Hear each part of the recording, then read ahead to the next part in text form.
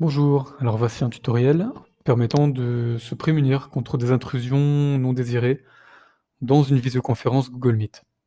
Alors déjà, ce qu'il faut savoir, c'est que si on est professeur et qu'on crée un lien Google Meet avec son compte professionnel, avec son compte ERT.tn, seuls les élèves ayant un compte ERT vont pouvoir directement accéder à la conférence. Si un élève essaie de se connecter avec un autre compte Google, un compte qui ne soit pas un compte ERT, il va devoir être accepté par l'organisateur de la réunion. Par exemple, là j'ai créé une visioconférence, j'ai mis, dedans un élève fictif, avec un compte ERT.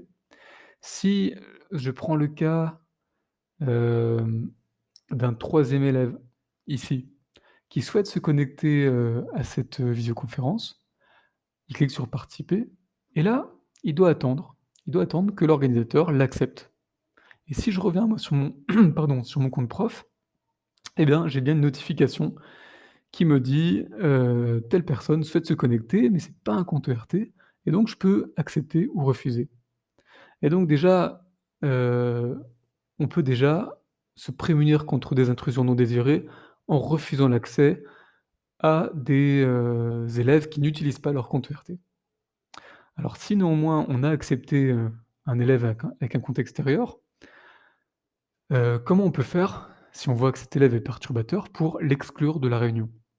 Alors déjà, le premier conseil que je pourrais donner, c'est d'aller dans les options ici et de cliquer sur «Modifier la mise en page», ici.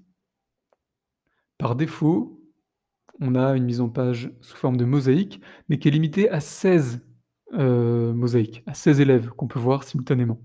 Donc je conseille de l'augmenter à 30 de manière à voir toute la classe. Alors là, ça va pas faire de gros changements puisque j'ai que 3 personnes dans la réunion, mais si j'avais par exemple 28 élèves, bah là, ça va faire que je les vois tous. Je vois 28 petites cases correspondant à chacun des élèves et donc je vais pouvoir voir qui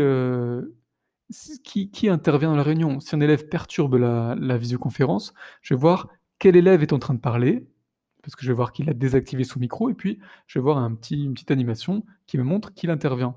Si c'est un élève qui perturbe la réunion, eh bien, il suffit de survoler sa souris sur le compte, par exemple celui-ci, et de cliquer sur ce petit logo ici là, «Retirer de la réunion». Hem, i Autre possibilité, c'est de cliquer ici là, «Afficher tout le monde» et je retrouve là aussi ce même petit logo. Si c'est cet élève qui perturbe la réunion, ce petit logo en fait je le retrouve ici, «Retirer de la réunion» et quand je clique sur ce bouton, eh bien, je peux exclure cet élève et si je fais ça, l'élève est bien exclu et il a aucun moyen de revenir sur cette réunion, en tout cas avec son compte. Le seul moyen pour que cet élève revienne sur cette réunion, c'est qu'il change de compte. Mais s'il prend un autre compte qui soit pas un compte ERT, il va devoir être de nouveau accepté. Donc là, la solution, c'est bien sûr de ne pas accepter de compte extérieur. Et s'il prend un compte d'un autre élève, c'est dans ce cas, c'est que cet élève a accepté, a donné ses codes pour que cette personne intervienne. Donc là, on va pouvoir, demander des comptes à l'élève en question. Pourquoi il a donné son compte ERT.